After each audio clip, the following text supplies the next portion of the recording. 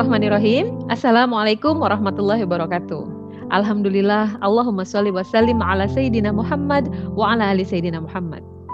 Senang sekali berjumpa lagi dengan saya Handayani Suminar Indrati pada pertemuan kali ini, pertemuan rutin, dan kita akan membahas tentang beberapa hal terkait kajian agama Islam untuk para bunda-bunda yang solehah semuanya insya Allah, dan para remaja putri tentunya. Bahasan kita kali ini adalah tentang macam-macam manusia. Apa sih yang dimaksud dengan macam-macam manusia nih? Tipikal manusia. Kita sudah pernah bahas tentang ma'rifatul insan. Manusia itu siapa? Kenapa manusia diciptakan? Untuk apa manusia diciptakan? Apa tugasnya? Dan akan kemana setelah itu? Dan Islam ini memberikan gambaran yang sangat luas dan sangat jelas, sehingga insya Allah kita bisa memerankan tugas kita sebagai manusia di atas muka bumi ini dengan berbagai peran yang kita lakoni, dan mudah-mudahan semuanya bisa kita pertanggungjawabkan di hadapan Allah Subhanahu Wa Taala. Amin, amin ya rabbal alamin. Dan pada kesempatan kali ini, ukhtifillah semuanya, saya ingin membahas tentang tipikal manusia dalam Al-Quran. Yang pertama adalah mufsidin, atau orang yang suka berbuat kerusakan atau berbuat dosa, seperti dalam surat Al-A'raf ayat 56. A'udzubillahi minasyaitonirrajim. Dan janganlah kamu membuat kerusakan di muka bumi sesudah Allah memperbaikinya, dan berdoalah kepadanya dengan rasa takut, tidak akan diterima dan harapan akan dikabulkan. Sesungguhnya rahmat Allah amat dekat kepada orang-orang yang berbuat baik. Masya Allah. Jadi di sini ada khauf, ada rasa takut tidak akan diterima, dan ada roja, harapan akan dikabulkan. Ya, tapi di sini ada kata-kata ya, wala tufsidu fil ard, dan janganlah kamu membuat kerusakan di muka bumi. Jadi memang sesungguhnya memang ada orang-orang yang berbuat kerusakan, orang yang senang sekali berbuat dosa. Dan kadang-kadang orang-orang seperti ini tidak menyadari bahwa apa yang dilakukan itu adalah perbuatan yang dosa. Apa saja contohnya? Banyak sekali. Ya, banyak sekali perbuatan-perbuatan dosa atau perbuatan orang-orang yang mufsidin, yang fasad. Semoga Allah melindungi kita dari sifat seperti ini. Dan kemudian di dalam surat Asy-Syura ayat 26, Asy-Syu'ara maksudnya, dan janganlah kamu merugikan manusia pada hak-haknya, dan janganlah kamu merajalela di muka bumi dengan membuat kerusakan. Ya, jadi ini peringatan dari Allah, janganlah kamu merugikan manusia. Dan kemudian janganlah kamu merajalela dengan membuat kerusakan. Artinya memang ada orang yang merugikan orang lain dan ada yang membuat kerusakan, tapi di sini Allah melarang dan mengingatkan kita supaya kita tidak melakukan itu. Kemudian di dalam surat Al-Furqan ayat 31, dan seperti itulah telah kami adakan bagi tiap-tiap nabi musuh dari orang-orang yang berbuat dosa, dan cukuplah Tuhanmu menjadi pemberi petunjuk dan penolong. Kita bisa temukan ya orang-orang fasad ya, yang menikah laki-laki dengan laki-laki. Kita mungkin mengenalnya dengan LGBT ya, ada lesbian, ada gay ya, ada transgender gitu ya. Nah di sini itu seperti sudah mendapatkan legal formal gitu ya di berbagai negara, dan mungkin Indonesia akan menyusul, nauzubillah min dzalik. Dan itu adalah perbuatan dosa, itu adalah perbuatan yang merusak karena tidak sesuai dengan fitrah manusia. Kemudian kita bisa lihat bagaimana masjid yang sepi dari jamaah, hanya satu atau dua baris ketika sholat berjamaah, tapi kita bisa lihat bagaimana hiruk pikuknya orang berpesta pora dengan jumlah pengunjung yang sangat banyak gitu. Dan kita juga lihat ya bahwa Indonesia adalah negara terbesar pengkonsumsi narkoba, dan nauzubillah min dzalik, yang mengkonsumsi adalah anak-anak kita, generasi-generasi muslim. Dan juga kita bisa ketahui bersama ya bahwa pengguna akun porno terbesar di dunia itu adalah Indonesia. Nauzubillah, summa nauzubillahi min dzalik ya. Angka bunuh diri masih tinggi, angka aborsi atau perzinahan itu juga sangat tinggi ya. Bahkan ada informasi bahwa 10 gadis, 8 diantaranya sudah tidak perawan. Nauzubillah min dzalik ya. Benar atau tidaknya informasi ini, tapi yang jelas kita perlu waspada dan berhati-hati. ya. Dan tapi di antara orang yang berbuat fasad ada juga manusia yang memiliki karakter muhsinin atau orang-orang yang berbuat kebaikan. Seperti dalam surat Al-Imran ayat 148. Karena itu Allah memberikan kepada mereka pahala di dunia dan pahala yang baik di akhirat. Dan Allah menyukai orang-orang yang berbuat kebaikan. Masya Allah. Berarti ada di antara mereka itu wallahu yuhibbul muhsinin atau orang-orang yang berbuat baik. Kemudian dalam surat Az-Zariyat ayat 16, A'udzubillahi minasyaitonirrajim, kami menerima segala pemberian Rabb mereka. Sesungguhnya mereka sebelum itu di dunia adalah orang-orang yang berbuat kebaikan. Ya, jadi ada di sini dzalika muhsinin. Mereka orang-orang yang berbuat kebaikan. Ya, kita bisa lihat ya bagaimana orang-orang yang difabel, yang nggak bisa berjalan atau tidak bisa melihat, tapi mereka tetap berangkat ke masjid dengan kekuatan keimanan. Kemudian kita juga ketahui ya banyak sekali mu'alaf, apalagi di negara-negara Eropa. Ya, banyak gereja yang sudah tidak digunakan lagi, tapi banyak umat yang non Muslim yang kemudian masuk ke dalam Islam karena menemukan cahaya keislaman, gitu ya. Terus kemudian kita juga lihat bagaimana orang-orang yang komitmen di dalam Islamnya berjuang, ya, fisabilillah, yang tidak ada rasa takut, ya, dan mereka hanya berharap ridha Allah Subhanahu wa taala. Dan bagaimana kedudukan Islam itu sendiri tentang hak asasi manusia. Kan kita sekarang lagi ngomongin HAM nih ya. Dan kita merasa bahwa belakangan ini hak asasi manusia itu tercabik-cabik gitu. Sebenarnya Islam itu bagaimana ya ketika melihat kezaliman manusia kepada manusia yang lain. Kita bisa lihat di sini Abu Bakar radhiyallahu anhu berkata, Rasulullah SAW dalam khutbah Hajatul Wada di Mina bersabda, sesungguhnya darah, harta, dan kehormatan kalian adalah haram. Tidak boleh dizalimi atau dianiaya atasmu, ya. Jadi di sini Rasulullah SAW menyampaikan bahwa darah, harta, dan kehormatan orang Muslim atau orang mukmin itu haram untuk dizalimi atau dianiaya. Ya, seperti haramnya hari ini, ya, karena lagi Haji Wada, ya, dalam bulan ini, ya, Zulhijjah. Di negeri ini dan kalian akan menghadap kepada Tuhanmu, maka akan ditanya tentang semua amal perbuatanmu. Ingatlah, jangan sampai kalian kembali menjadi kafir sepeninggalku, yaitu sebagian kamu memenggal leher sebagian yang lain. Ini riwayat Bukhari dan Muslim. Abu Dzar radhiyallahu anhu berkata, Rasulullah SAW bersabda, Allah Subhanahu wa taala berfirman, ini hadis qudsi berarti ya. Wahai hambaku, sungguh aku telah mengharamkan perilaku zolim atas diriku dan aku jadikan perilaku zolim juga haram di antara kamu, maka janganlah saling menzolimi. Hadis riwayat Muslim. Ibnu Umar radhiyallahu anhu berkata, Rasulullah SAW bersabda, jagalah dirimu dari perilaku zolim karena kezoliman itu berupa kegelapan di hari kiamat. Hadis riwayat Ahmad dan Baihaqi. Di sini sudah dijelaskan bagaimana kezoliman itu di mata agama Islam yang penuh dengan rahmat, yang penuh dengan kasih sayang. Sehingga kalau ada orang Islam yang berlaku zolim, maka sesungguhnya dia adalah orang Islam yang belum memahami tentang nilai-nilai keislaman yang seharusnya bisa dia fahami sebagai seorang Muslim. Di sini kita akan temui di berbagai zaman, bahkan dari sejak Nabi Adam sampai akhir zaman nanti, kita akan selalu bertemu dengan kelompok manusia yang memang hobinya berbuat kerusakan dan kezoliman. Di dalam surat Al-Qasas ayat 4, sesungguhnya Fir'aun telah berbuat sewenang-wenang di muka bumi dan menjadikan penduduknya berpecah belah dengan menindas segolongan dari mereka, menyembelih anak laki-laki mereka dan membiarkan hidup anak-anak perempuan mereka. Sesungguhnya Fir'aun termasuk orang-orang yang berbuat kerusakan.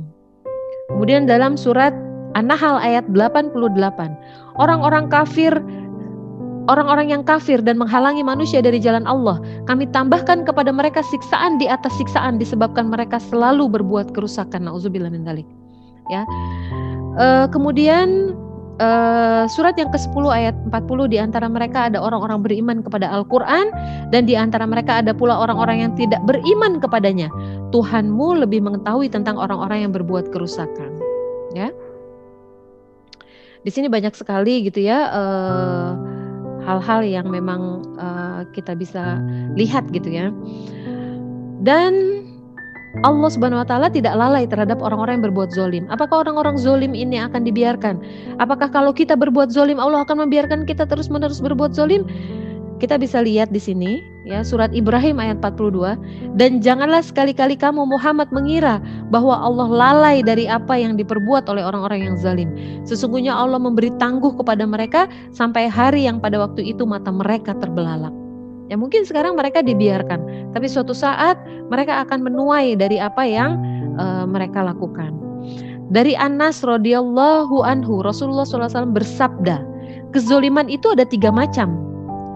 1, zolim yang tidak diampuni Allah Subhanahu Wa Taala. 2, zolim yang mudah diampunkan Allah Subhanahu Wa Taala. Yang ketiga, zolim yang tidak akan dibiarkan Allah Subhanahu Wa Taala. Adapun zolim yang tidak diampuni oleh Allah adalah syirik atau menyekutukan Allah dengan sesuatu. Adapun zolim yang mudah diampunkan Allah adalah perbuatan maksiat hamba kepada Allah. Adapun zolim yang tidak akan dibiarkan oleh Allah adalah zolim antara sesama manusia. Maka pasti akan dituntut oleh orang yang terzolimi di hadapan Allah Subhanahu Wa Taala. Hadis riwayat Al-Bazar. Nauzubillah min dzalik. Gak ada baik-baiknya orang yang berbuat zolim. Semoga Allah melindungi kita dari perbuatan kezoliman. Ya. Nah, ini bentuk-bentuk kezolimannya. Yang pertama adalah syirik. Ya. Dan ingatlah ketika Luqman berkata kepada anaknya di waktu ia memberi pelajaran kepadanya, "Hai anakku, janganlah kamu mempersekutukan Allah. Sesungguhnya mempersekutukan Allah adalah benar-benar kezaliman yang besar." Dalam surat Al-Luqman ini, surat Luqman. Kemudian yang kedua, memakan harta orang lain. Hai orang-orang yang beriman, surat An-Nisa ayat 29. Janganlah kamu saling memakan harta sesamamu dengan jalan yang batil, kecuali dengan jalan perniagaan yang berlaku dengan suka sama suka di antara kamu. Dan janganlah kamu membunuh dirimu. Sesungguhnya Allah adalah Maha Penyayang kepadamu. Jadi di sini ya, bagaimana kita pun tidak boleh zolim kepada diri kita sendiri. Sesungguhnya orang-orang yang memakan harta anak yatim secara zolim, sebenarnya mereka itu menelan api sepenuh perutnya. Dan mereka akan masuk ke dalam api yang menyala-nyala atau neraka. Surat An-Nisa ayat 10. Nauzubillah min dzalik. Hadis riwayat Ahmad. Barang siapa yang zolim mengambil hak orang lain meskipun sekedar sejengkal tanah, maka akan dikalungkan ke lehernya dari 7 petala bumi. Nauzubillah min dzalik. Ya. Yang ketiga, membunuh jiwa tanpa alasan yang benar. Dan janganlah kamu membunuh jiwa yang diharamkan Allah membunuhnya, melainkan dengan suatu alasan yang benar. Dan barang siapa dibunuh secara zolim, maka sesungguhnya kami telah memberi kekuasaan kepada ahli warisnya. Tapi janganlah ahli waris itu melampaui batas dalam membunuh. Sesungguhnya ia adalah orang yang mendapat pertolongan. Surat Al-Isra ayat 33. Kemudian yang keempat, kezoliman yang keempat adalah penguasa yang sewenang-wenang. Dan itulah kisah kaum Ad yang mengingkari tanda-tanda kekuasaan Tuhan mereka dan mendurhakai Rasulullah, dan mereka menuruti perintah semua penguasa yang sewenang-wenang lagi menentang kebenaran. Ya. Kemudian bully. Nah, ini juga sering kita temukan bully ya, baik di rumah, di sekolah ya, di mana-mana. Ya, baik suami kepada istri, istri kepada suami, orang tua kepada anak ya. Dan seterusnya. Hai orang-orang yang beriman, janganlah sekumpulan orang laki-laki merendahkan kumpulan yang lain. Boleh jadi yang ditertawakan itu lebih baik dari mereka. Dan jangan pula sekumpulan perempuan merendahkan sekumpulan lainnya. Boleh jadi yang direndahkan itu lebih baik. Dan janganlah suka mencela dirimu sendiri. Dan jangan memanggil dengan celaan yang mengandung ejekan. Seburuk-buruk panggilan adalah panggilan yang buruk sesudah iman. Dan barang siapa yang tidak bertobat, maka mereka itulah orang-orang yang zalim. Surat Al-Hujurat ayat 11. Dari Abdullah bin Uwais radhiyallahu anhu berkata, saya telah mendengar Rasulullah SAW bersabda, kelak di hari kiamat semua manusia akan dikumpulkan dalam keadaan tanpa berpakaian, belum dihitan sendirian, lalu dipanggil oleh suara yang bisa didengar oleh yang jauh, sama seperti yang didengar oleh yang dekat. Akulah raja yang akan menuntut, yang tidak boleh seorang ahli surga masuk ke surga jika masih ada seorang ahli neraka yang menuntutnya atas kezoliman, walaupun sekedar tempelengan atau lebih ringan dari itu. Demikian pula tidak boleh seorang ahli neraka masuk neraka sedang masih akan menuntut suatu kezoliman walaupun sekedar tempelengan atau lebih ringan dari itu. Dan Tuhan tidak zolim kepada siapapun. Nauzubillah min dzalik. Astagfirullahalazim, astagfirullahalazim, astagfirullahalazim. Ya. Rasulullah SAW bersabda, tahukah kamu siapakah orang yang pailit dari umatku? Pailit maksudnya merugi. Sahabat menjawab, orang yang pailit itu adalah orang yang bangkrut sehingga tidak memiliki harta dan barang-barang sedikit pun. Maka Rasulullah SAW bersabda, sesungguhnya orang yang pailit dari umatku yaitu orang yang datang pada hari kiamat lengkap dengan pahala sholat, puasa dan zakatnya, tetapi ia juga telah memaki si A dan menuduh si B dan memakan harta si C dan menumpahkan darah si D dan memukul si E. Maka diberikanlah pahala kebaikannya tersebut kepada si A, B, C, dan E. Maka setelah habis pahala kebaikannya, namun belum habis tanggungannya, diambilkan dari dosa-dosa orang yang dizalimi tersebut dan dibebankan kepadanya. Sehingga yang ada padanya hanyalah dosa.